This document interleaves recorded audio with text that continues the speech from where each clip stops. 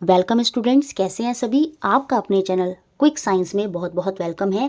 जैसा कि हम सीटेट साइंस पेपर 2 की तैयारी कर रहे हैं, आपका जो एग्ज़ाम होने वाला है 7 जुलाई को, और उसी के रिगार्डिंग अब हमारी टॉपिक सीरीज चल रही है, जिसमें आज हम टॉपिक नंबर 4 देखने वाले हैं, इलेक्ट्रिसिटी, विद्युत धारा जो होती है। और इससे जितने भी इंपॉर्टेंट क्वेश्चन हैं वो आज हम देखेंगे, उनसे रिलेटेड कॉन्सेप्ट भी सारे क्लियर होंगे। इससे आपको अगर इलेक्ट्रिसिटी से क्वेश्चन बनेगा, जो कि डेफिनेटली बनता है, एक या दो क्वेश्चन, वो आप इजीली क्या होगा एग्जाम में कर पाएंगे। उसके अलावा अगर आपको साइंस पेपर 2 के लिए नोट्स चाहिए, प्रॉपर नोट्स विद PYQ, पूरे आंसर, टॉपिक सीरीज भी मिलेंगी, उसी के हिसाब से नोट्स हैं, ताकि आप क्वेश्चन भी कर लें, टॉपिक सीरीज के क्वेश्चन भी मिलेंगे विद आंसर, वो सारी चीज़ें आपको मिल जाएंगे। और नोट्स के रिगार्डिंग आप मेरे को मेरे व्हाट्सएप पर मैसेज कर सकते हैं।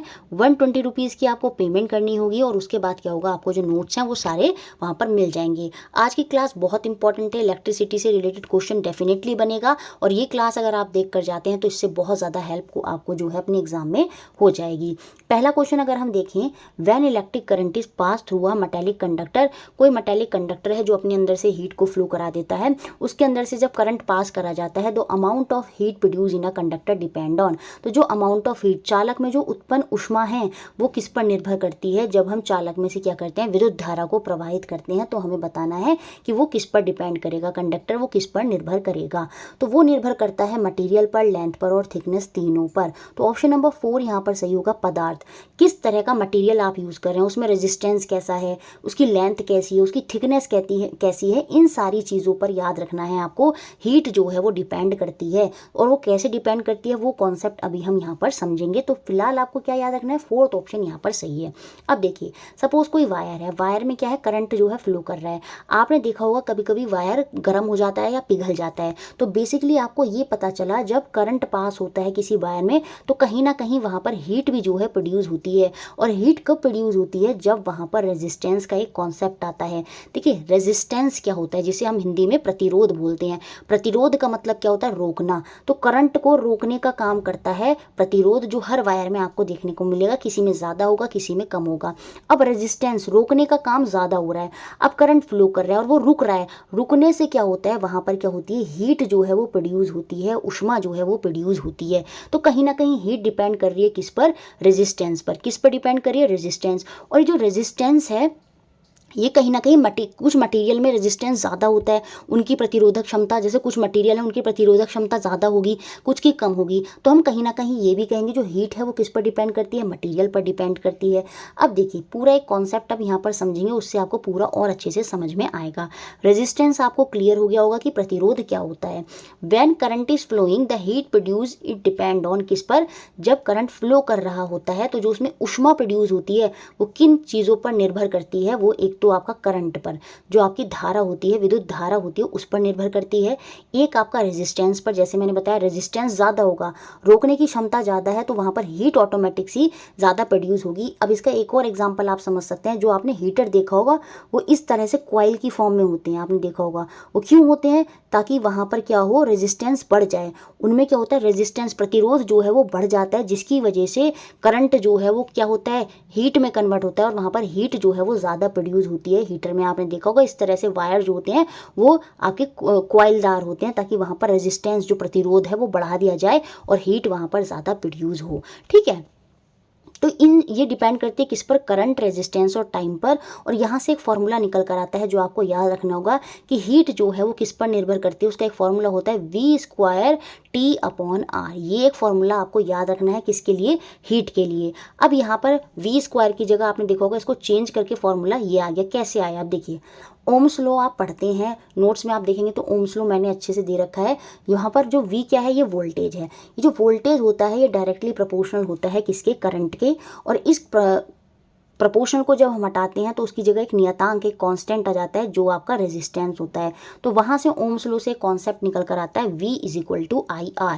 ठीक है, अब यहाँ वोल्टेज की वैल्यू क्या है, IR है। तो यहाँ पर इस वोल्टेज की जगह जो ये फॉर्मूला था आपका H=V² T/R, इसमें वोल्टेज की जगह आपने देखा मैंने एक फॉर्मूला निकाला था ओम लॉ से, V=IR। तो इस वोल्टेज की जगह मैं क्या रखूँगी, IR रख दूंगी, तो IR का स्क्वायर अपॉन T/R हो जाएगा। अब यहाँ पर इसको खोलेंगे फॉर्मूले को, तो ये I², I क्या है यहाँ पर, करंट, आर स्क्वायर अलग हो जाएगा टी अपॉन आर। अब इस आर से ये आर का स्क्वायर कट गया तो एक फॉर्मूला और निकल कर आ गया हीट का। ये हीट क्या होती है आपकी आई स्क्वायर आर टी। तो यहाँ पर यही फॉर्मूला लिखा भी है, या तो V square T by R हो जाएगा, या हीट का एक फॉर्मूला होता है आई स्क्वायर आर टी। तो इससे अब हमें ये पता चला कि जो हीट है वो किस पर डिपेंड कर रही है, करंट के स्क्वायर पर। करंट ज़्यादा होगा, सीधी सी बात है, तो हीट भी वहाँ बहुत ज़्यादा होगी।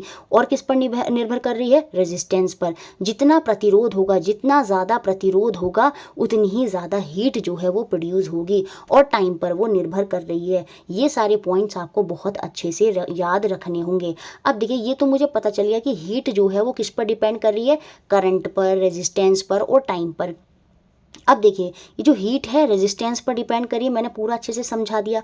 और ये जो रेजिस्टेंस होता है, याद रखेंगे, ये जो रेजिस्टेंस होता है वो फर्दर किस पर डिपेंड करता है, rho L upon area, length और एरिया पर डिपेंड करता है। ये जो रेजिस्टेंस है, ये आर नहीं है, ये रो का फॉर्मूला। रो का देखिए यहाँ पर लिखा भी है, रो इस तरह से बनता है, ये रहा, या rho L upon area, rho L upon area, ये है आपका रेजिस्टेंस जो फर्दर डिपेंड करता है।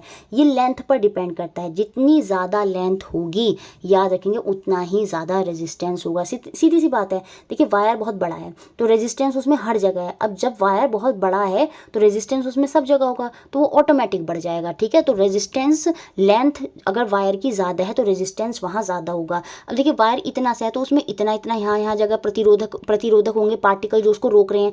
अब वायर बहुत बड़ा है तो वो पार्टिकल भी तो ज़्यादा हो गए, तो कहीं ना कहीं जब लेंथ अगर बढ़ती है तो रेजिस्टेंस भी बढ़ जाता है। और रेजिस्टेंस आपको पता है डायरेक्ट डिपेंड करती है, हीट जो है वो रेजिस्टेंस पर भी डिपेंड कर रही है, ऊपर के फॉर्मूले से हमने देखा। तो अगर लेंथ ज़्यादा है तो रेजिस्टेंस ज़्यादा है, और रेजिस्टेंस ज़्यादा है तो हीट भी ज़्यादा है। इसलिए हमने कहा कि ये जो हीट है वो किस पर डिपेंड करती है, लंबाई पर भी डिपेंड करती है, ये थिकनेस पर भी डिपेंड करती है, और एरिया पर भी। अब देखिए, एरिया कैसे, एरिया जितना ज़्यादा होता है रेजिस्टेंस उतना कम हो जाता है। अब देखिए, वायर इतना सा है, करंट को निकलने में दिक्कत हो रही है। अब दिक्कत हो रही है, इसका मतलब कहीं ना कहीं वो रुक रहा है करंट, और करंट रुक रहा है तो कहीं ना कहीं हीट जो है वो वहाँ पर ज़्यादा होगी।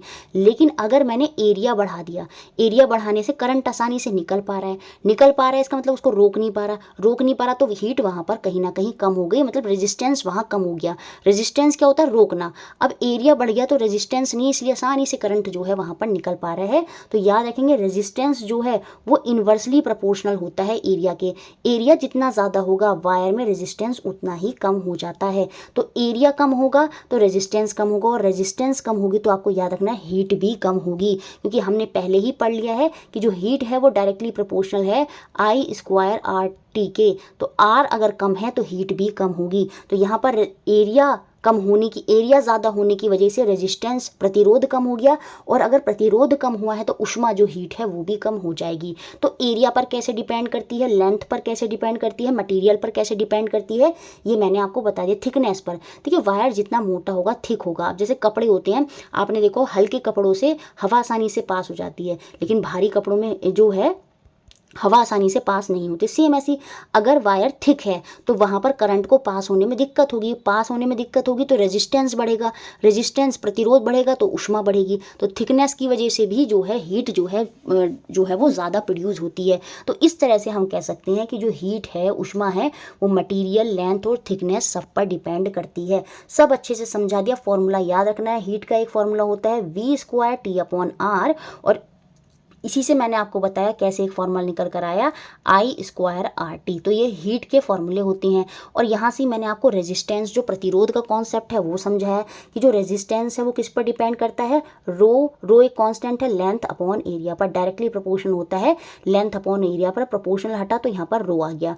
लेंथ जितनी ज़्यादा होगी रेजिस्टेंस उतना ज़्यादा होगा, लेकिन एरिया जितना ज़्यादा होगा रेजिस्टेंस जो प्रतिरोध है वो उतना ही कम होगा। उसके अलावा मैंने ओम्स का कॉन्सेप्ट भी यहाँ पर समझा दिया। V is directly proportional to R, ये हमारा ओम्स लॉ कहता है। वोल्टेज डायरेक्टली प्रोपोर्शनल होता है किसके, करंट के। तो ये सारे पॉइंट्स हैं, मुझे लगता है अच्छे से क्लियर हो गए होंगे। अब देखिए, नेक्स्ट क्वेश्चन इसी से रिलेट करता हुआ एग्जाम में कैसा बना। अब अगर कोई भी क्वेश्चन बनता है तो आप इजीली उसको क्या कर लेंगे, what would be the effect on the electric resistance of wire if the length and the area of cross section are both doubled. यदि किसी तार की लंबाई और उसका अनुप्रस्थ परिच्छेद दुगना कर दिया जाए तो उसका विद्युत प्रतिरोध पर क्या प्रभाव पड़ता है, ये हमको बताना है। रेजिस्टेंस का फॉर्मूला मैंने आपको बताया अभी, वो डायरेक्टली प्रोपोर्शनल होता है किसके, लेंथ और एरिया के, और R is equal to rho upon length upon area. ठीक है, सिंपल सी बात है, लेंथ बढ़ेगी तो रेजिस्टेंस बढ़ेगा, एरिया बढ़ेगा तो रेजिस्टेंस घटेगा। अब इसने क्वेश्चन में ये कहा कि जो लेंथ है, जो लंबाई है और जो एरिया है, दोनों को ही क्या कर दिया जाए, दुगना कर दिया जाए। मतलब अगर मैं इसको ऐसे लिख रही हूँ, resistance is equal to rho L upon area, length को भी दुगना कर दिया जाए और एरिया को भी दुगना कर दिया जाए, तो 2 से 2 तो कट जाएगा ना, फिर भी वही चीज़ रहेगी। तो इस केस में रेजिस्टेंस पर क्या प्रभाव पड़ेगा, तो जो प्रतिरोध है उस पर कोई परिवर्तन नहीं होगा, वो अपरिवर्तित रहेगा। Resistance will remain unchange. Option number 4 मेरा यहाँ पर सही हो जाएगा। समझ में आया क्यों होगा, क्योंकि इंटू टू दोनों तरफ करा, इंटू 2 और 2 तो कट गया, तो फिर से वही क्या हुआ, रेजिस्टेंस में कोई फर्क वहाँ पर नहीं आया जब दोनों को ही क्या कर दिया गया, दुगना कर दिया गया। अब एक क्वेश्चन ये भी बन सकता है जो अभी तक नहीं बना है और एनसीईआरटी में दे रखा है, how much more heat is produce if the current is double. यदि धारा 2 गुनी कर दी जाए तो ऊष्मा पर क्या प्रभाव पड़ेगा। अभी मैंने हीट का एक फॉर्मूला बताया था आपको, I²RT। ठीक है, अब यहाँ पर करंट को, यहाँ पर फिलहाल के लिए RT को अगर हटा दिया जाए तो heat is equal to I²। कह रहा है कि अगर करंट को दुगना कर दिया जाए, करंट क्या है, I है, I को मैंने 2 गुना कर दिया, मतलब 2 का स्क्वायर कितना हो गया, 4, तो हीट मेरी यहाँ पर कितनी हो गई, 4 गुनी हो गई। तो इस तरह से क्वेश्चन भी बन सकते हैं। यदि धारा 2 गुनी कर दी जाती है तो ऊष्मा क्या होगा, वो 4 टाइम हो गई ओरिजिनल अमाउंट के, 4 गुनी वहाँ पर वो हो जाएगी। तो हीट का फॉर्मूला, रेजिस्टेंस का फॉर्मूला, कैसे वोल्टेज करंट पर निर्भर करता है, ओम्स लॉ का पूरा कॉन्सेप्ट मैंने आपको समझा दिया है और मुझे लगता है अच्छे से क्लियर हो गया होगा। नेक्स्ट क्वेश्चन देखते हैं नेक्स्ट कॉन्सेप्ट के साथ। Which one of the following is not a conductor of electricity. बहुत बार ये क्वेश्चन बने हैं, कौन से लिक्विड कंडक्टर होते हैं इलेक्ट्रिसिटी के, कौन से लिक्विड नहीं होते। एनसीईआरटी में दे रखा है और नोट्स में मैंने अच्छे से दिया है। अब देखिए, विनेगर जो एसिडिक होंगे वो वहाँ पर हमेशा आयन रिलीज करते हैं, H+ आयन रिलीज करेंगे और उनमें इलेक्ट्रिसिटी जो है वो प्रोड्यूस होती है। और वो अभी हम देख रहे थे क्या, हीटिंग इफेक्ट ऑफ करंट के, कैसे करंट में हीट भी उत्पन्न होती है। सेम ऐसे ही केमिकल इफेक्ट ऑफ करंट होता है जहाँ पर केमिकल रिएक्शन होती है और इसी से हम क्या करते हैं, इलेक्ट्रोप्लेटिंग का कॉन्सेप्ट आता है, जिसमें क्या होता है, किसी पदार्थ के ऊपर दूसरे पदार्थ की क्या होती है, परत चढ़ा दी जाती है। तो यहाँ पर जो विनेगर है, लाइम जूस है, सॉल्ट वाटर है, ये सारे के सारे क्या हैं, आपके कंडक्टर हैं इलेक्ट्रिसिटी के। जो डिस्टिल्ड वाटर होता है, जो आश्रित जल होता है या आसुत जल होता है, उसमें कोई भी मिनरल्स और सॉल्ट वगैरह नहीं होते, जिसकी वजह से उसमें आयन रिलीज नहीं होते और वो आपका क्या होता है, बैड कंडक्टर ऑफ इलेक्ट्रिसिटी होता है। कोई भी चीज़ प्योर इंसुलेटर नहीं है, हम हमेशा ये बोलते हैं या तो वो गुड कंडक्टर है या वो बैड कंडक्टर है। ठीक है, ये बात भी आप याद रखेंगे, इंसुलेटर नहीं बोल रहे। मतलब कुछ स्थिति में डिस्टिल्ड वाटर में भी अगर कुछ डाल दिया जाए तो उसमें भी इलेक्ट्रिसिटी कंडक्ट कराई जा सकती है। तो इसलिए हम हमेशा क्या बोलते हैं, या तो वो एक अच्छा चालक होता है या अच्छा चालक नहीं होता, या तो वो गुड कंडक्टर होता है या वो बैड कंडक्टर होता है। प्योर इंसुलेटर हम उसको नहीं बोलते। तो ऑप्शन नंबर डी यहाँ पर सही होगा। सेम ऐसा ही क्वेश्चन और बना, विच of the following solution does not conduct electricity. फिर से बताना है किसमें इलेक्ट्रिसिटी कंडक्ट, विद्युत धारा जो है वो प्रवाहित नहीं होगी। लेमन जूस, जितने भी एसिडिक होंगे उनमें आयन रिलीज होंगे। कास्टिक सोडा हो गया, कास्टिक सोडा क्या होता है आप बताइए, बहुत बार समझाया पीछे भी वीडियो में, NaOH सोडियम हाइड्रोक्साइड। आपसे पूछ लेगा देखिए घुमा के कि सोडियम हाइड्रोक्साइड में इलेक्ट्रिसिटी प्रोड्यूस होगी या नहीं, तो आपको याद रखना होगा इलेक्ट्रिसिटी प्रोड्यूस होगी। Common salt NaCl sodium chloride, इसमें भी क्या होता है, आपकी इलेक्ट्रिसिटी कंडक्ट हो जाती है। जो शुगर का सॉल्यूशन है ये, क्योंकि आपको पता है शुगर न्यूट्रल होती है तो इसमें से आयन रिलीज नहीं होंगे। शुगर का सॉल्यूशन, हनी का सॉल्यूशन, ठीक है, आपका कैरोसिन हो गया, चाहे आपका डिस्टिल्ड वाटर हो गया, ये सब क्या होते हैं, पुअर कंडक्टर ऑफ इलेक्ट्रिसिटी होते हैं, इनमें इलेक्ट्रिसिटी कंडक्ट नहीं होती। तो ऑप्शन नंबर सेकंड जो है इसमें सही हो जाएगा। अब देखिए यहाँ पर मैंने आपके लिए पूरी तरह से लिख दिया है, the liquid that conduct electricity in the liquid state and break up chemically is called electrolyte. देखिए इलेक्ट्रोलाइट यहाँ पर पता चलेगा अब हमें क्या होता है। बेसिकली ये केमिकल प्रॉपर्टी है आपकी इलेक्ट्रिसिटी के माध्यम से, कैसे केमिकली हम चीज़ों को वो करते हैं। एक लिक्विड है जिसमें इलेक्ट्रिसिटी कंडक्ट होती है, अगर किसी लिक्विड स्टेट में वो है तो ब्रेकअप केमिकली रिएक्शन के थ्रू अगर वो ब्रेक हो रहा है तो उसे ही हम क्या बोलते हैं, इलेक्ट्रोलाइट बोलते हैं। ये पॉइंट आपको याद रखना होगा, कभी पूछ लिया जाए स्टेटमेंट में तो। अब देखिए गुड कंडक्टर ऑफ इलेक्ट्रिसिटी, कौन कौन से लिक्विड हैं जो गुड कंडक्टर हैं, आप याद रखेंगे, दिमाग में सबको रट लीजिएगा। Lemon juice, vinegar, tap water. Tap water जो नॉर्मल पानी होता है उसमें आपने देखा होगा बहुत सारे मिनरल्स और सॉल्ट होते हैं, जबकि जो डिस्टिल्ड वाटर होता है उसमें मिनरल सॉल्ट नहीं होते, इसलिए वो बैड कंडक्टर होता है। सल्फ्यूरिक एसिड, सल्फ्यूरिक एसिड हो गया आपका, ठीक है। कॉपर सल्फेट हो गया, इंपॉर्टेंट है बेस में। अभी देखिए सॉल्यूशन NaOH, पीछे भी क्वेश्चन भी बना था, NaOH मतलब caustic soda. Potassium iodide, salt NaCl, sodium chloride भी क्वेश्चन पीछे में था। तो ये सारे के सारे आपके क्या हैं, आपके गुड कंडक्टर ऑफ इलेक्ट्रिसिटी हैं, आप याद रख लीजिएगा सबको एक एक को। सल्फ्यूरिक एसिड हो गया, कॉपर सल्फेट हो गया, एनसीईआरटी में दे रखे हैं ये, सोडियम हाइड्रोक्साइड हो गया, पोटाशियम आयोडाइड हो गया, चाहे आपका सॉल्ट हो गया सोडियम क्लोराइड, ये सारे के सारे गुड कंडक्टर होंगे। Milk is also a good conductor of electricity. कभी कभी आपसे पूछ लेगा क्या मिल्क गुड कंडक्टर है, हाँ, तो मिल्क भी आपका इलेक्ट्रिसिटी का, विद्युत का अच्छा चालक होता है। It contain water and lactic acid and other salt, क्योंकि इसमें लैक्टिक एसिड है, वाटर और बहुत सारे सॉल्ट हैं, जिसकी वजह से ये गुड कंडक्टर ऑफ इलेक्ट्रिसिटी होता है लिक्विड फॉर्म में। पुअर कंडक्टर ऑफ इलेक्ट्रिसिटी कौन कौन से लिक्विड होते हैं, डिस्टिल्ड वाटर हो गया, आसुत जल हो गया, शुगर का सॉल्यूशन हो गया, हनी हो गया, वेजिटेबल ऑयल हो गया, कैरोसिन हो गया, कोकोनट ऑयल हो गया, और अल्कोहल। बहुत से बच्चे कंफ्यूज हो सकते हैं अल्कोहल को लेकर कि क्या अल्कोहल भी पुअर कंडक्टर में आती है, तो आपको याद रखना होगा, क्वेश्चन बन सकता है 4 ऑप्शन में देखे। तो ये सारे पुअर कंडक्टर आप दिमाग में सेट कर लीजिएगा, distilled water, sugar solution, Honey, vegetable oil, kerosene, coconut oil और अल्कोहल, सारे के सारे क्या होते हैं, पुअर कंडक्टर ऑफ इलेक्ट्रिसिटी होती हैं। अब इन्हीं से रिलेट करते हुए देखिए किस तरह से और क्वेश्चन भी एग्जाम में बने हैं। असर्शन और कारण वाले क्वेश्चन बने हैं, अभिकथन और कारण वाले question. Sugar solution is a good conductor of electricity, अभी आपने देखा था नहीं, वो तो बैड कंडक्टर होता है। तो असर्शन जो अभिकथन है वो पूरी तरह से यहाँ गलत है, और 3 ऑप्शन में अभिकथन सही बोल रखा है, सिर्फ 4th ऑप्शन ऐसा है जिसमें ए को फॉल्स बताया है, और यही हमारा आंसर हो जाएगा। Sugar does not dissolve into ion in water, जब भी आयन रिलीज होंगे, H+ आयन रिलीज होगा, जब भी आयन रिलीज होंगे तो वहाँ पर गुड कंडक्टर की बात होगी। आयन अगर रिलीज ही नहीं हो रहे हैं, इट मीन्स वो सॉल्यूशन कैसा है, बैड कंडक्टर है, क्योंकि वहाँ पर कोई केमिकल रिएक्शन नहीं हो रही, ठीक है। तो sugar does not dissociate into ion in water, तो सीधी सी बात है, चीनी जल में अपने आयनों में विघटित नहीं होती है, इस वजह से ही वो क्या होती है, विद्युत की पुअर चालक होती है, जबकि यहाँ पर बोला है वो सुचालक होती है। तो कारण तो सही है, लेकिन अभिकथन क्या है मेरा यहाँ पर गलत है। और देखिए इस तरह का एक क्वेश्चन और बना आपके एग्जाम में, salt solution is a good conductor of electricity, बिल्कुल। तो सॉल्ट का सॉल्यूशन होता है, क्योंकि उसमें तो बहुत सारे आपका सॉल्ट है, तो सीधी सी सॉल्ट तो वैसे ही ब्रेक होता है केमिकली, तो वो गुड कंडक्टर होता है आपका इलेक्ट्रिसिटी का। लवणीय विलयन जो है विद्युत का एक उत्तम चालक होता है, बिल्कुल सही बात है। सॉल्ट जो क्या करता है, वो क्या करता है, डिसोशिएट करता है अपने into ion when dissolve in water, बिल्कुल। जो लवण जल होता है में घुलने पर आयनों में विघटित होता है, लवण जल में घुलने पर क्या होता है, आयन जो है वो उसमें से विघटित होते हैं, वो डिसोशिएट होते हैं। तो रीजन भी सही है, असर्शन भी सही है, और दोनों सही एक्सप्लेनेशन भी कर रहे हैं, तो ऑप्शन नंबर 1 यहाँ पर सही होगा। दोनों ही बात सही है, और इसी में क्योंकि आयन यहाँ पर रिलीज हो रहे हैं, इसी वजह से ये गुड कंडक्टर भी है, तो रीजन भी उसको सेटिस्फाई कर रहा है असर्शन को, तो ऑप्शन नंबर 1 जो है वो मेरा यहाँ पर आंसर होगा। अब देखिए हमने हीटिंग इफेक्ट देखा, अभी हमने केमिकल वाले इफेक्ट भी देखे, उसी से रिलेट करते हुए देखे सॉल्ट कैसे डिसॉल्व कर रहा है आयन में, उस वजह से क्या होता है वो गुड कंडक्टर है। सेम ऐसे ही आपका मैग्नेटिक इफेक्ट भी जो है वो हमें देखने को मिलता है करंट का, नोट्स में आप देखेंगे तो सब आपको वहाँ पर मिलेगा।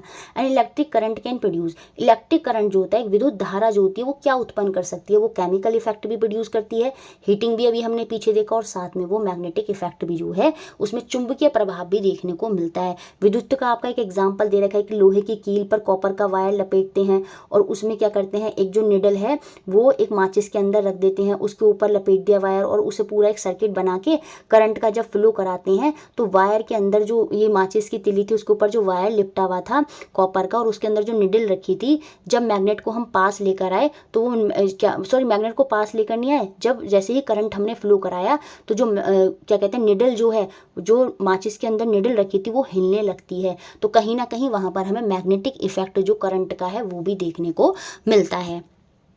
अब देखिए उसी से रिलेट करता हुआ यहाँ पे क्वेश्चन बन गया, विच of the following device does not involve the principle of magnetic effect of electric current in its working. निम्न में से कौन सी युक्ति अपने कार्य में विद्युत धारा के चुंबकीय प्रभाव के सिद्धांत का प्रयोग नहीं करती है। मोटर जो है याद रखेंगे electric current, magnetic electric current पर निर्भर करती है, जनरेटर भी इस पर निर्भर करता है, इलेक्ट्रिक बैल जो होती है वो भी उस पर निर्भर करती है। पूरा एनसीईआरटी में दे रखा है कैसे हैमर जो है उसमें बचता है, ठीक है, वो पीछे हो जाता है। लेकिन जो इलेक्ट्रिक हीटर है, जो विद्युत हीटर है, वो हीटिंग इफेक्ट पर काम करता है, ना कि मैग्नेटिक पर। तो ऑप्शन नंबर सी जो है वो मेरा यहाँ पर सही हो जाएगा। तो इस तरह से आपने देखा कि किस तरह से मैग्नेटिक इफेक्ट होता है, केमिकल इफेक्ट होता है और कैसे हीटिंग इफेक्ट होता है। आपको नोट्स चाहिए, नोट्स मिलेंगे, सारे प्रीवियस ईयर क्वेश्चन 23-24 भी मिलेंगे, टॉपिक सीरीज भी मिलेंगी, सारी चीज़ें आपको मिल जाएंगी। 120 रुपये ये मेरी UPI ID है, या आप इसके रिगार्डिंग मेरे को मेरे व्हाट्सएप नंबर पर भी मैसेज कर सकते हैं। नोट्स आपको पूरे प्रॉपर जो है अच्छे से मिल जाएंगे और साथ में सारे क्वेश्चंस भी। विच of the following is not an application of chemical effect of electric current. निम्न में से कौन सा विद्युत धारा के रासायनिक प्रभावों का अनुप्रयोग नहीं करता। इलेक्ट्रोलाइसिस अभी मैंने पीछे समझाया था, इलेक्ट्रोप्लेटिंग हो गया, गैल्वेनाइजेशन हो गया, ये सारे के सारे क्या होते हैं, chemical effect of electric current पर निर्भर करते हैं। और अभी मैं समझा भी दूंगी। लेकिन जो इलेक्ट्रोमैग्नेटिज्म है इसमें खुद ही दिख गया विद्युत चुंबकत्व, तो ये किस पर डिपेंड करता है, मैग्नेटिक इफेक्ट ऑफ करंट पर, ना कि इलेक्ट्रिक केमिकल इफेक्ट पर। तो ऑप्शन नंबर 3 जो है वो यहाँ से बाहर हो जाएगा। अब देखिए केमिकल इफेक्ट की बात करूं, इसी का यूज कर हम क्या करते हैं, क्वेश्चन के थ्रू ही मैं आपको समझाऊंगी। Which of the following metal is used in electroplating to make object appear shining. NCERT में क्वेश्चन है ये। इलेक्ट्रोप्लेटिंग विच, जब इलेक्ट्रोप्लेटिंग क्या है, पूरा एक प्रोसेस है। किसी धातु को, किसी मेटल को शाइनिंग बनाने के लिए हम उस पर क्या करते हैं, किसी दूसरे पदार्थ की जो है परत उस पर चढ़ाते हैं। जैसे आपने देखा होगा साइकिल में घंटी वगैरह होती है, वो बहुत शाइन करती हैं। तो उसमें क्या होता है, लोहे के ऊपर क्या करते हैं, क्रोमियम की परत चढ़ा देती हैं। और ये क्रोमियम की जब किसी पदार्थ पर दूसरे पदार्थ की जो है परत जो है वो चढ़ाई जाती है, वो हो गई आपकी क्या, इलेक्ट्रोप्लेटिंग का मेथड वहाँ पर यूज होता है। और केमिकल इफेक्ट होता है, बेसिकली होता क्या है, एक जिस पर जैसे आयरन है, सपोज आयरन पर मुझे क्या करना है, क्रोमियम का जो है परत चढ़ानी है। तो हम क्या करेंगे, ऐसा सॉल्यूशन डालेंगे जिसमें क्रोमियम होगा। जब वो रिएक्शन होगी, जब इलेक्ट्रिक करंट हम पास करेंगे तो वहाँ पर केमिकल रिएक्शन शुरू होगी। और केमिकल रिएक्शन से क्या होगा, ये जो भी आइटम, जो भी ऑब्जेक्ट हमें इलेक्ट्रोप्लेट करना है, मतलब जिसके ऊपर हमें परत चढ़ानी है, वो हमेशा नेगेटिव टर्मिनल से जुड़ता है, मतलब वो कैथोड होता है। आपका क्या होता है, कैथोड होता है। तो वहाँ पर क्या होता है, याद रखेंगे, वो नेगेटिव टर्मिनल होता है। और जो क्रोमियम वहाँ पर ब्रेक होगा, वो आकर क्या हो जाता है, इस कैथोड पर, ये जो इलेक्ट्रोप्लेट होना है आपका आयरन, उस पर आकर क्या हो जाता है, वो चिपक जाता है। इस तरह से पूरा ये इलेक्ट्रोप्लेटिंग का कॉन्सेप्ट होता है। तो शाइनर बनाने के लिए बेसिकली हम किसी मेटल को शाइनर बनाने के लिए हम उस पर क्या, किसका यूज़ करते हैं, हम उस पर क्रोमियम का जो है वो यूज़ करते हैं। इससे वो ज़्यादा शाइनी जो है वो दिखाई देता है। नेक्स्ट क्वेश्चन देखिए और किस तरह से बना है। When electric current is pass through a conducting solution there is change of colour of the solution, this indicate. जब हमने इलेक्ट्रिक करंट पास करा किसी कंडक्टिंग सॉल्यूशन में, तो वहाँ पर कलर की अदला बदली हो गई। ठीक है, जब आप देखेंगे नोट्स में तो वहाँ पर अच्छे से मैंने पूरा एग्जाम्पल में रखा भी है कि कलर बदल गए, आयरन का कलर उस पर चढ़ गया, उससे क्या हो गया, उसका कलर चेंज हो गया। तो वहाँ पर क्या हुआ, वहाँ पर केमिकल इफेक्ट जो है वो करंट का हमें देखने को मिला और उसी की वजह से ऐसा हुआ। ये क्वेश्चन अभी तक बना नहीं है, ये बन सकता है, इंपॉर्टेंट है, याद रखेंगे कि जब इलेक्ट्रिक करंट पास करते हैं और वहाँ पर कलर में चेंजेस हमें देखने को मिल रहे हैं सॉल्यूशन में, तो बेसिकली वहाँ पर क्या हुआ, वहाँ पर केमिकल इफेक्ट ऑफ करंट जो है वो काम कर रहा था, जिसकी वजह से वहाँ पर रिएक्शन हुई और रिएक्शन होने के बाद क्या है, कलर वहाँ पर डिफरेंट हो गए। तो ऑप्शन नंबर ए जो है वो हमारा यहाँ पर आंसर हो जाएगा। अब देखिए यहाँ पर पूरा मैंने आपको इस तरह से लिख भी दिया है, इससे बहुत ज़्यादा आपको हेल्प हो जाएगी। जिस ऑब्जेक्ट को, जैसे मैंने अभी समझाया था, एक ऑब्जेक्ट है जिस पर मुझे परत चढ़ानी है किसी की, तो जिस ऑब्जेक्ट को हमें इलेक्ट्रोप्लेट करना है वो हमेशा क्या होता है, नेगेटिव इलेक्ट्रोड होता है, जिसे हम कैथोड बोलते हैं। उससे क्या होता है, जो फ्री आयन होते हैं वो आकर उस पर चिपक जाते हैं। इलेक्ट्रोप्लेट होने वाली वस्तु को ऋणात्मक इलेक्ट्रोड या कैथोड के रूप में लिया जाता है, ताकि जो मुक्त आयन है उस पर आकर क्या हो जाए, जमा हो जाए, वो आकर उस पर चिपक जाए। इस तरह से एनसीईआरटी में दे भी रखा है। इससे रिलेट करते हुए ऐसे करके क्वेश्चन कुछ ना कुछ बन भी सकता है, इसलिए मैंने इसको पूरा ऐड कर दिया है आपके लिए। पहेली want to deposit silver on an iron spoon. अब एक आयरन लोहे की चम्मच है जिस पर पहेली क्या करना चाहती है, सिल्वर जो है वो चिपकाना चाहती है। तो पहले तो आपसे यही पूछ लेगा किस प्रोसेस के थ्रू ऐसा होगा, केमिकल इफेक्ट ऑफ करंट से होगा, इलेक्ट्रोप्लेटिंग मेथड हम वहाँ पर यूज़ कर सकते हैं, इस तरह से भी क्वेश्चन आपसे पूछ सकता है। अब उसने क्या करा, क्योंकि उसे आयरन के ऊपर सिल्वर चढ़ाना है तो उसने कैसा सॉल्यूशन लिया, किसका सॉल्यूशन लिया, सिल्वर नाइट्रेट का, AgNO3 का एक सॉल्यूशन लिया बीकर में, और उसने एक सर्किट जो है वहाँ पर डेवलप किया फॉर इलेक्ट्रोप्लेटिंग। उसे क्या करनी है, वहाँ पर विद्युत लेपन करना है, इलेक्ट्रोप्लेटिंग करनी है। Which terminal of the battery should the spoon be connected to. मैंने बताया था जिसको हमें इलेक्ट्रोप्लेट करना है, जिस पर हमें परत चढ़ानी है, वो हमेशा क्या होता है, वो आपका निगेटिव टर्मिनल होता है, कैथोड होता है। तो उसको हम निगेटिव टर्मिनल ऑफ बैटरी जो है उससे कनेक्ट होंगे। उससे क्या होगा, जो फ्री आयन है वो उस पर आकर चिपक जाएंगे, किसके, सिल्वर के, क्योंकि सिल्वर नाइट्रेट का जो सॉल्यूशन है, जब केमिकल इफेक्ट वहाँ पर होगा, करंट का केमिकल रिएक्शन होगी तो वो ब्रेक डाउन हो जाएगा, और जो सिल्वर के आयन है वो नेगेटिव जो है टर्मिनल, कैथोड जो है उस पर आकर चिपक जाएंगे। तो spoon should be connected to the negative terminal of the battery, the other electrode should be made of silver so that the silver ion जो है वो डिपॉजिट हो जाएंगे किस पर, आयरन की स्पून पर। ठीक है, तो इस तरह से पूरा ये आपका पूरा प्रोसेस मैंने आपको समझा दिया इलेक्ट्रोप्लेटिंग का किस तरह से होता है, आपको अच्छे से क्लियर हो गया होगा। ये किस पर डिपेंड करता है, केमिकल इफेक्ट पर डिपेंड करता है, किसी पदार्थ पर किसी दूसरे पदार्थ की परत जो है वो चढ़ा दी जाती है। अब देखिए और क्वेश्चन देखते हैं जो आपके बने हैं मैग्नेटिक इफेक्ट पर। असर्शन और रीजन वाला क्वेश्चन बना है, when an electric current pass through a wire it behave like a magnet. बिल्कुल, जब हम करंट को पास कराते हैं, उसके एग्जांपल भी मैंने बताया आपको, ठीक है, निडल वाला एग्जांपल बताया है कि एक माचिस पर कॉपर का वायर लपेट दिया और माचिस के अंदर एक निडल रख दी और उसमें पूरा एक करंट बैटरी लगा दी और अपना क्या कर दिया, सेल लगा दिया, सॉरी जो भी आपको लगाना है, और पूरा करंट वहाँ पर फ्लो कराया। तो जो निडल थी माचिस के अंदर वो हिलने लगी। क्यों, क्योंकि वहाँ पर जो इलेक्ट्रिक करंट है वो किसकी तरह बिहेव कर रहा है, मैग्नेट की तरह, चुंबक की तरह बिहेव कर रहा है। तो ये बात तो सही है। इसका मतलब ये है कि जो वायर होते हैं वो मैग्नेटिक मटेरियल के बने होते हैं, नहीं, जो करंट है वही मैग्नेट की तरह बिहेव करने लगता है, ना कि वायर जो है आपके मैग्नेट के बने होते हैं। तो इस वजह से हम ये कहेंगे असर्शन तो सही है लेकिन यहाँ पर रीजन जो है वो सही नहीं है। देखिए नेक्स्ट क्वेश्चन देखते हैं, क्वेश्चन नंबर 6 फ्यूज से रिलेट करता हुआ क्वेश्चन है। और फ्यूज से रिलेट करते हुए क्वेश्चन बहुत सारे बने हैं एग्जाम में। आपने देखा होगा घर में जो पूरा सर्किट होता है उसमें आपके फ्यूज वगैरह लगाए जाते हैं ताकि जब करंट ज़्यादा अमाउंट में फ्लो करे तो वायर, फ्यूज के अंदर जो वायर है वो टूट जाए और सर्किट जो है वो आपका ब्रेक हो जाए। तो सबसे पहले तो आपको ये पता होना चाहिए कि जो फ्यूज वायर है वो किसका बना होता है। वो अलाय होता है किसका, टिन और लेड का। SN और PB इंपॉर्टेंट है, याद रखेंगे। टिन और लेड का जो है मिक्सचर होता है आपका, क्या, फ्यूज वायर जो है वो बना होता है टिन और लेड का। अब यहाँ पर स्टेटमेंट की फॉर्म में क्वेश्चन पूछा है कि कौन सा स्टेटमेंट यहाँ पर, कौन सा कथन सत्य नहीं है। Fuse are inserted in electric circuit of all building. बिल्कुल फ्यूज लगाए जाते हैं ताकि अगर करंट ज़्यादा हो तो फ्यूज ब्रेक हो जाए और सर्किट टूट जाए।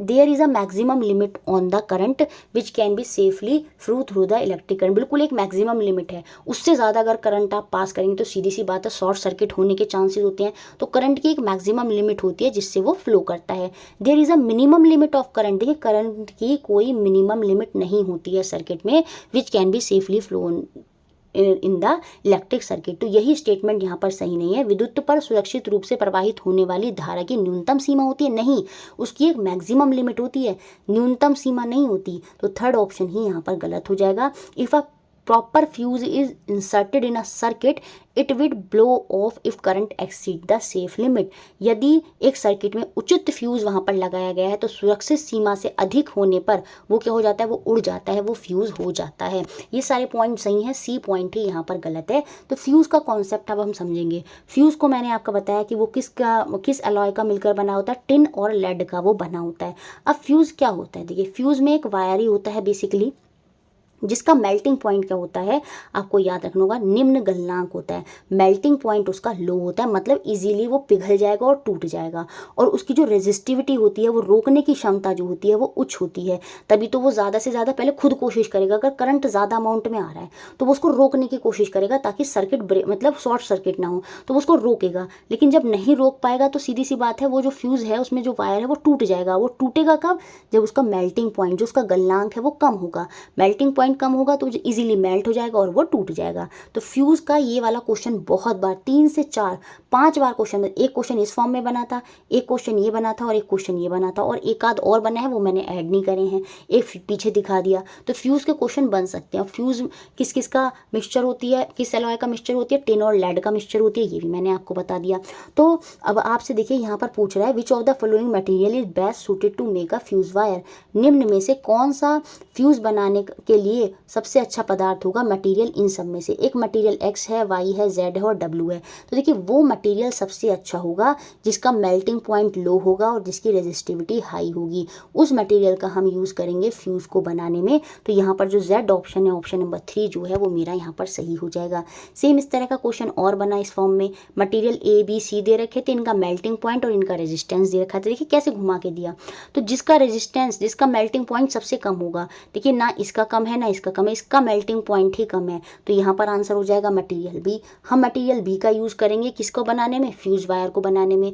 मेल्टिंग पॉइंट तो कम होगा और रेजिस्टेंस देखिए यहाँ पर सबसे ज़्यादा हो गया। तो सिंपल सी बात है, अगर आपको फ्यूज़ बनाना है, आप देखिए इस तरह से थ्योरी में भी क्वेश्चन बना था एक बार इसका, कि फ्यूज़ वायर अगर हम बना रहे हैं तो उसकी क्या प्रॉपर्टी होनी चाहिए मटेरियल की, वो थिन वायर होना चाहिए, पतला तार होना चाहिए, उसकी रेजिस्टिविटी, रोकने की क्षमता हाई होनी चाहिए, और उसका मेल्टिंग पॉइंट जो है, गलनांक जो है वो कम होना चाहिए। ये सारे फीचर होते हैं फ्यूज़ वायर का मटेरियल जो है बनाने में।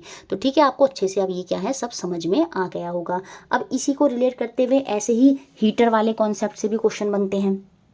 विच of the following material is best suited to make a coil heating element of electric heater. अब आपने देखा हो जो इलेक्ट्रिक हीटर होते हैं उसमें हम कौन सा वायर यूज़ करते हैं, उसमें हम नाइक्रोम यूज़ करते हैं। क्या यूज़ करते हैं, नाइक्रोम जो है वो यूज़ करते हैं, और उसका मेल्टिंग पॉइंट क्या होता है, हाई होता है। मतलब जब रेजिस्टेंस, करंट उसमें जा रहा है, उसमें रेजिस्टेंस की वजह, क्योंकि हमने उसकी क्या कर दी, क्वाइलिंग कर दी। इस तरह से क्वाइलिंग करने से क्या होता है, रेजिस्टेंस बढ़ जाता है, रेजिस्टेंस बढ़ता है तो करंट रुक रहा है, हीट वहाँ पर प्रोड्यूस हो रही है। अब हीट बहुत ज़्यादा प्रोड्यूस होती है तो मेल्टिंग पॉइंट वायर का कैसा होना चाहिए, वो हाई होना चाहिए, मतलब इजीली वो पिघलना नहीं चाहिए। तो ऐसा मटेरियल यूज़ हम करेंगे जिसका मेल्टिंग पॉइंट क्या होगा, हाई होगा, और रेजिस्टिविटी भी वहाँ क्या होनी चाहिए, हाई ही होनी चाहिए, तभी तो हीट प्रोड्यूस होती है। मैंने आपको पीछे सबसे पहले क्वेश्चन में कॉन्सेप्ट समझाया था। तो हम किस पदार्थ का यूज़ करेंगे, हम जेड पदार्थ का जो है वो यूज़ करेंगे। अब देखिए इसी को रिलेट करते हुए क्वेश्चन और बना है, which property of the filament in a bulb make it glow. Bulb में तंतु का कौन सा गुण जो है उसे प्रदीप्त करता है। देखिए वायर क्यों नहीं जलता, वायर क्यों नहीं ग्लो करता, बल्ब के अंदर बल्ब ही क्यों ग्लो करता है, क्यों, क्योंकि बल्ब के अंदर जो वायर लगा होता है उसमें प्रतिरोधक क्षमता जो होती है, हाई रेजिस्टेंस होती है, तो वो ज़्यादा से ज़्यादा करंट को रोकता है। अब जब करंट को ज़्यादा से ज़्यादा वो रोकता है तो वहाँ पर हीटिंग इफेक्ट आता है। हीटिंग इफेक्ट आने की वजह से वहाँ जो उसमें फिलामेंट होता है टंगस्टन का, वो क्या होता है, वो वहाँ पर हीट ज़्यादा प्रोड्यूस करता है और वो बल्ब जो है वो ग्लो कर जाता है। और मेल्टिंग पॉइंट भी उसका हाई होना चाहिए ताकि वो कितना भी, अगर उसमें करंट जा रहा है और वो रोक रहा है भले उसको, तो वो टूटे ना। मेल्टिंग पॉइंट क्या होना चाहिए, हाई होना चाहिए। तो यहाँ पर इस तरह से भी क्वेश्चन बना था, तो उस केस में ऑप्शन नंबर 1 सही हो गया था कि जो बल्ब है ग्लो करेगा, प्रदीप्त करेगा, उसके लिए उसका जो तंतु है, फिलामेंट है, उसमें जो रेजिस्टेंस है रोकने की, जो वो उच्च प्रतिरोध का होना चाहिए, और उसका जो गलनांक है, मेल्टिंग पॉइंट है, वो भी हाई होना चाहिए। सेम ऐसे हीटिंग एलिमेंट में पूछा गया, नाइक्रोम का यूज़ करा जाता है। अगर कभी आपसे पूछ भी ले तो याद रखेंगे क्या होता है, नाइक्रोम होता है मटीरियल और उसमें हाई मेल्टिंग पॉइंट होता है और उसका रेजिस्टेंस भी क्या होता है, हाई होता है। इस तरह से भी क्वेश्चन आपका बन सकता है। अब देखिए एक क्वेश्चन ये बना, अ fuse wire repeatedly get burn. ये क्वेश्चन अभी तक बना नहीं है और ये एनसीईआरटी का बहुत इंपॉर्टेंट क्वेश्चन है, आगे बन सकता है। A fuse wire repeatedly get burn when used in a good heater, it is advise to use a fuse wire of. अच्छे हीटर में उपयोग करने पर फ्यूज़ का तार जो है वो बार बार जल जाता है। तो फ्यूज़ तार का उपयोग किस तरह के फ्यूज़ तार का उपयोग करने की सलाह दी जाएगी। अब देखिए आपको पता है रेजिस्टेंस किस पर डिपेंड करती है, लेंथ अपॉन एरिया पर। अगर मैं एरिया मतलब उसकी रेडियस अगर मैं यहाँ पर बढ़ा दूँ तो वहाँ पर क्या होगा, करंट इजीली उसमें से फ्लो हो जाएगा, रेजिस्टेंस कहीं ना कहीं वहाँ पर क्या हो जाएगा, कम हो जाएगा, और जब रेजिस्टेंस कम हो जाएगा तो वो इतना ज़्यादा हीटअप नहीं करेगा और कहीं ना कहीं वो जो तार है वो नहीं टूटेगा। तो फ्यूज़ वायर जो है वो बर्न हो जा रहा है, बार बार जल जा रहा है जब हम हीटर में उसको लगा रहे हैं, तो हमें किस तरह का फ्यूज़ वायर वहाँ पर यूज़ करना चाहिए जिसकी रेडियस जो है वहाँ पर ज़्यादा हो, त्रिज्या ज़्यादा होने से रेजिस्टेंस वहाँ पर कम हो जाएगा। और आपको पता है रेजिस्टेंस अगर कम होता है, सबसे पहले क्वेश्चन में बताया था, तो हीट ऑटोमेटिक वहाँ पर कम हो जाती है, और हीट कम हो जाएगी तो जो फ्यूज़ वायर है वो जलेगा नहीं। तो ऑप्शन नंबर डी जो है यहाँ पर सही हो जाएगा, रेडियस वहाँ पर ज़्यादा कर देनी। नेक्स्ट क्वेश्चन देखते हैं, क्वेश्चन नंबर 9 जो दूसरे कॉन्सेप्ट पर है आपका क्वेश्चन। पैरेलल और सीरीज वाले कॉन्सेप्ट से आपके क्वेश्चन बनते हैं और यहाँ से क्वेश्चन बन सकता है। इंपॉर्टेंट क्वेश्चन है ये वाला भी, अभी तक बना नहीं है, बन जाएगा। Two device are connected between 2 point से ए और बी इन पैरेलल। दो उपकरण समांतर में दो बिंदु मान लीजिए ए और बी में जुड़े हुए हैं। दोनों बिंदुओं के बीच वो भौतिक मात्रा बतानी है जो समान रहेगी।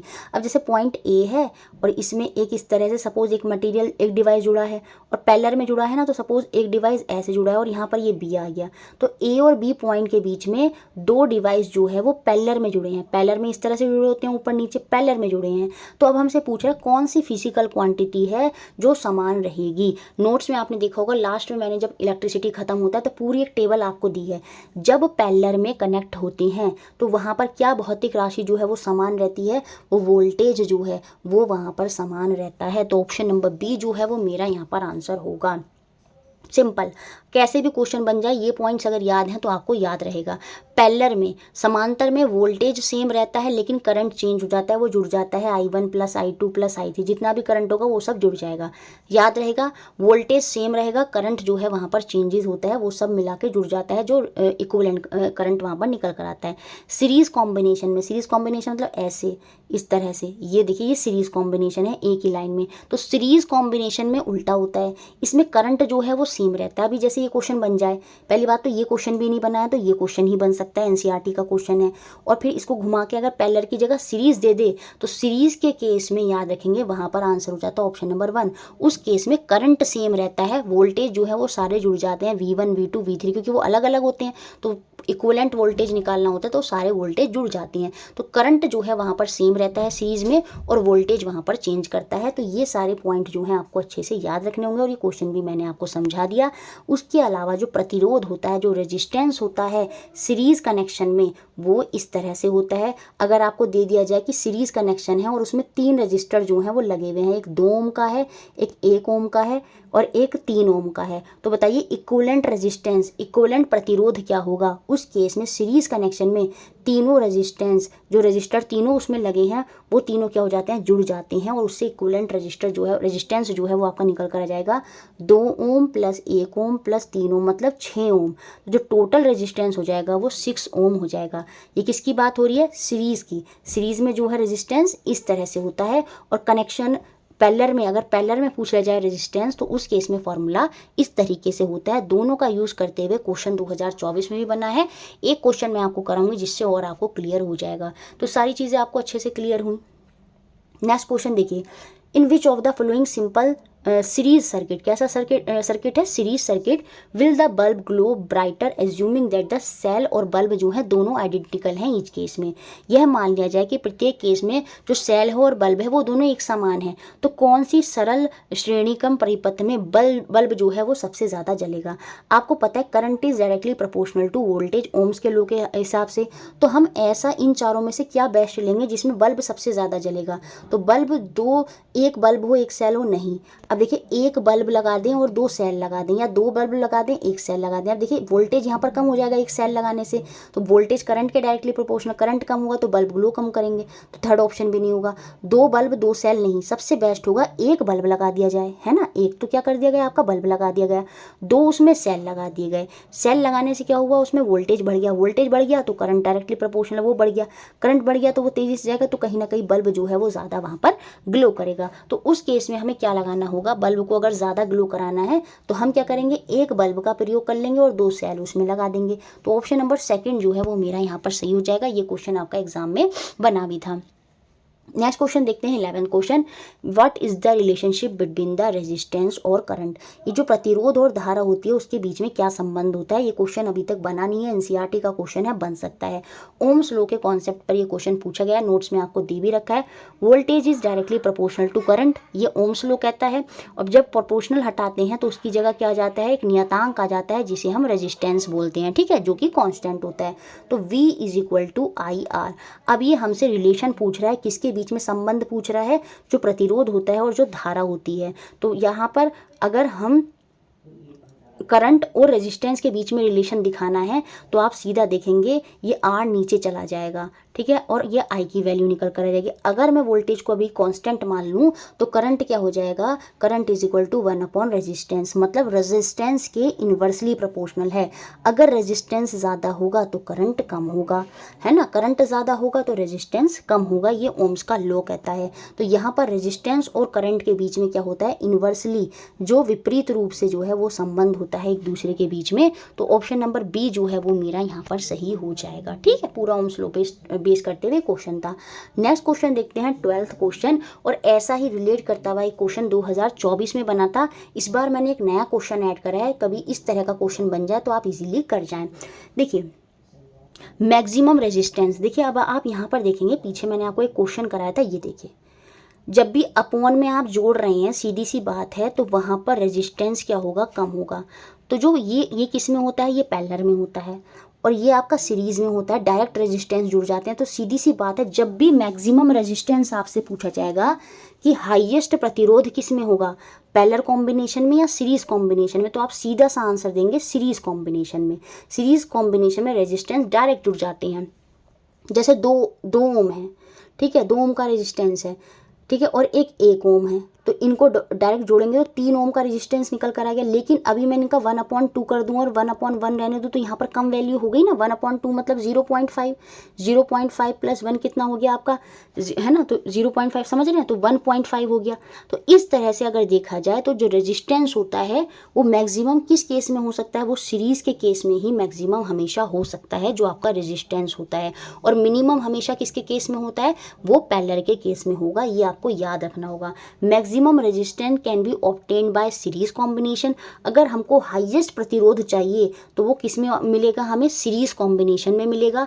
और अगर हमको मिनिमम रेजिस्टेंस चाहिए तो वो हमें किस में मिलता है, वो हमें पैरेलल कॉम्बिनेशन में मिलता है। अब देखिए क्वेश्चन क्या था, which combination of 2 ohm resistor और 4 ओम का रजिस्टर है offer the least resistant to the current in the circuit. प्रतिरोधक 2 ओम का है, 4 ओम का है। प्रतिरोधक का मात्रक क्या होता है, ओम होता है, ठीक है। कौन सा संयोजन सर्किट में धारा के लिए सबसे कम प्रतिरोध प्रदान करता है। तो मिनिमम रेजिस्टेंस जो है वो कौन प्रदान करेगा, हमेशा याद रखना वो पैरेलल कॉम्बिनेशन में होगा। तो सीरीज में तो वो नहीं हो सकता, तो ये 2 ऑप्शन तो हो गए बाहर। पैरेलल में होगा, पैरेलल में होगा, और नेट रेजिस्टेंस कितना होगा ये हमसे पूछ रहा है। तो देखिए पैरेलल कॉम्बिनेशन में आपको बताया था रेजिस्टेंस क्या होता है, इस फॉर्म में क्या होता है, जुड़ जाते हैं, 1/R1 प्लस R2। अब देखिए सीरीज कॉम्बिनेशन में तो सीधा रेजिस्टेंस आपका निकल कर आ जाता है 6 ओम, क्योंकि R1 प्लस R2 करते, 4 प्लस 2 करते, तो 6 ओम आपका रेजिस्टेंस आ जाता निकल कर किस में, सीरीज में। लेकिन पैरेलल में बात कर रहा है तो 1/2 प्लस 1/4 हम यहाँ पर करेंगे, और उससे हम इक्विवेलेंट रेजिस्टेंस जो नेट रेजिस्टेंस है वो हम निकालेंगे 1/2 प्लस 1/4, क्योंकि अभी हमारे बी और डी ऑप्शन में कन्फ्यूजन हो रहा है। एलसीएम लेंगे तो 4 आएगा, ऊपर 2 हो जाएगा, यहाँ 1 हो जाएगा, तो ये हो गया आपका 3/4, ठीक है। अब क्योंकि ये वैल्यू किसकी आई, 1/R की, लेकिन हमें वैल्यू किसकी चाहिए, रेजिस्टेंस की। 1/R की वैल्यू नहीं चाहिए, तो हम इसको रेसिप्रोकल करेंगे। बहुत बच्चे बहुत बार गड़बड़ यही कर देते हैं, वो 1/R की वैल्यू बता देते हैं जो कि 3/4 आ गई, लेकिन हमें 1/R की वैल्यू नहीं बतानी, हमें तो खाली R की वैल्यू बतानी है। तो हम इसको रेसिप्रोकल करेंगे तो ये R/1 हो जाएगा, मतलब R की वैल्यू हो जाएगी, मतलब 4/3।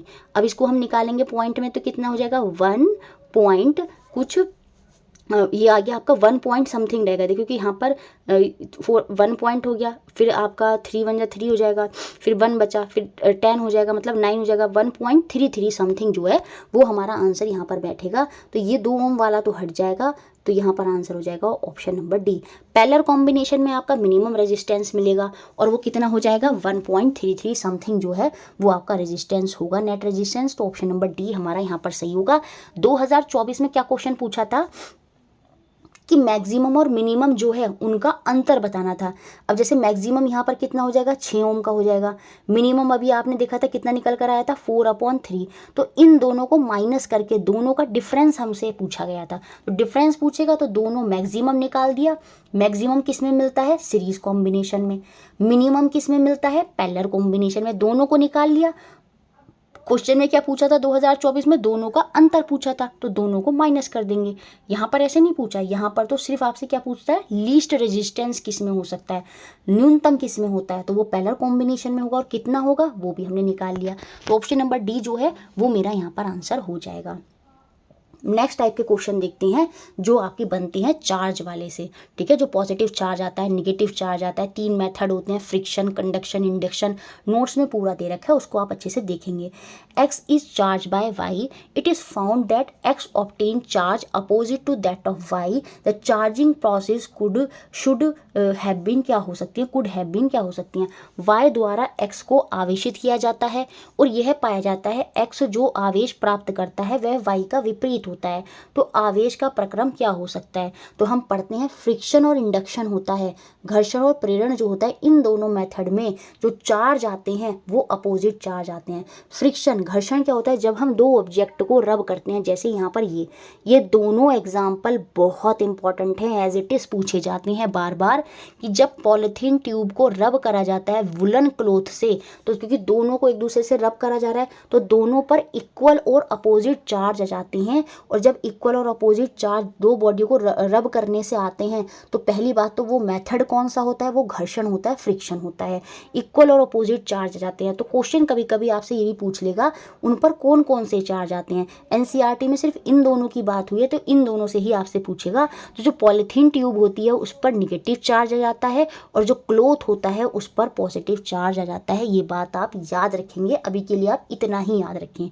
ठीक है, जब पॉलिथीन ट्यूब को रब करा गया वूलन के कपड़े से तो पॉलिथीन ट्यूब पर निगेटिव चार्ज आ जाता है और कपड़े पर पॉजिटिव चार्ज आ जाता है। और ये कौन सा मेथड होता है, ये आपका फ्रिक्शन होता है, घर्षण होता है, जब हम दो बॉडी को एक दूसरे से क्या करते हैं, रब करते हैं, रगड़ते हैं। सेम ऐसे एक और एग्जांपल दिया है, जब ग्लास को रब करा गया सिल्क से the silk become positive charge, the glass become positive charge and the silk become negatively charge. पहली बात तो आपको ये याद रखना होगा, इंपॉर्टेंट है, जब ग्लास को सिल्क से रब करते हैं तो ग्लास पर पॉजिटिव चार्ज आता है और सिल्क पर नेगेटिव चार्ज आता है। ये बात आपको याद रखनी होगी।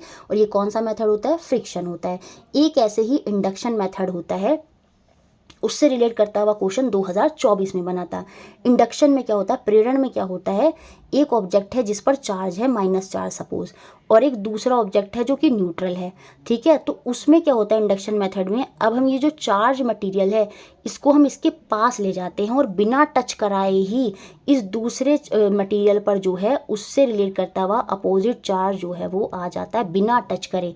ये कौन सा मेथड होता है, इंडक्शन मेथड होता है कि बिना टच करे जो अनचार्ज न्यूट्रल ऑब्जेक्ट है उस पर उससे दूसरा अपोजिट चार्ज आ जाता है, तो वो इंडक्शन मेथड होता है। इसी से रिलेट करता हुआ 2024 में क्वेश्चन बना था कि उसमें जो प्लेट है उसकी जो लीव्स है उस पर क्या चार्ज आ जाएगा, क्योंकि ये नेगेटिव चार्ज है। अब जब जैसे ही हम इसको इसके पास ले, इसके ऊपर वाले हिस्से में पॉजिटिव चार्ज आ जाएगा। अब ऊपर वाले हिस्से में पॉजिटिव आएगा तो नीचे वाला सारा हिस्सा नेगेटिव हो जाएगा और नेगेटिव चार्ज होने से उसकी जो पत्तियां हो जाएंगी वो दूर चली जाएंगी, क्योंकि आपको पता है जो सेम चार्ज होते हैं वो क्या करते हैं, रिपेल करते हैं, एक दूसरे से दूर जाते हैं। तो इस तरह का कॉन्सेप्ट यहाँ पर होता है। फ्रिक्शन और इंडक्शन आपने समझा। एक तीसरा मेथड होता है कंडक्शन। कंडक्शन में क्या होता है, हम क्या करते हैं यहाँ पर ऑब्जेक्ट को जो दूसरा अनचार्ज ऑब्जेक्ट है उससे सीधा क्या करते हैं, टच करा देते हैं। और टच कराने से क्या होता है, जैसे ये पॉजिटिव चार्ज था तो इसके पॉजिटिव चार्ज क्या है, इसमें ट्रांसफर हो जाते हैं। तो वो आपका क्या होता है, वो कंडक्शन होता है कि जब टच कराने पर सेम चार्ज आ जाते हैं। अगर आपसे ऐसा पूछ लिया जाए कि ऑब्जेक्ट एस था, उसको वाई के पास ले गए, वाई से टच कराया और उन दोनों पर सेम चार्ज आ गया, तो बताइए कौन सा मेथड है, तो वहाँ पर होता है कंडक्शन चालन मेथड। तीनों मेथड आपके नोट्स में अच्छे से लिखे हुए हैं, उनको पढ़ लीजिएगा ज़रूर। दो अनचार्ज बॉडी हैं, उनको एक दूसरे से रब करा गया, दोनों पर क्या आएगा, सिंपल सा फ्रिक्शन वाला मेथड है, दोनों पर इक्वल और अपोजिट चार्ज आ जाएगा। तो ऑप्शन नंबर सेकंड जो है वो मेरा यहाँ पर सही हो जाएगा। 15th क्वेश्चन और आज की क्लास का लास्ट क्वेश्चन इंपॉर्टेंट है, याद रखिएगा। Which one of the flowing options correctly arrange lightning device in order of increasing energy efficiency. निम्न में से कौन सा विकल्प प्रकाश के यंत्रों को ऊर्जा क्षमता के सही वृद्धि क्रम में दर्शाता है। इंक्रीजिंग ऑर्डर मतलब जो एनर्जी इफिशिएंट सबसे ज़्यादा होंगे वो सबसे बाद में आएंगे, जो सबसे कम होगा वो सबसे पहले आ जाएगा। देखिए ताप दीप्त बल्ब जो आपके पीले वाले बल्ब होते हैं ये सबसे कम एनर्जी इफिशिएंट होते हैं, पहले बहुत यूज़ होते थे, अब इनको बिल्कुल भी यूज़ नहीं करा जाता। उसके बाद ट्यूबलाइट आ जाती हैं, फिर उसके बाद क्या आई थी, CFL आई थी, और आजकल क्या चलते हैं, LED बल्ब चलते हैं, और ये सबसे ज़्यादा एनर्जी इफिशिएंट होती हैं। तो इनका क्रम पूछा था असेंडिंग ऑर्डर में, इंक्रीजिंग में तो सबसे कम हो जाएगा ये, उससे ज़्यादा ये, उससे ज़्यादा ये, और सबसे ज़्यादा एनर्जी इफिशिएंट जो होते हैं वो आपके LED बल्ब होते हैं। तो ऑप्शन नंबर 4 मेरा यहाँ पर सही हो जाएगा। इस तरह से हमने ये सारे क्वेश्चन देखे, बहुत सारे कॉन्सेप्ट मैंने आपके यहाँ पर क्लियर करे होंगे। वीडियो अच्छा लगता है तो लाइक करें, शेयर करें और चैनल से बने रहें।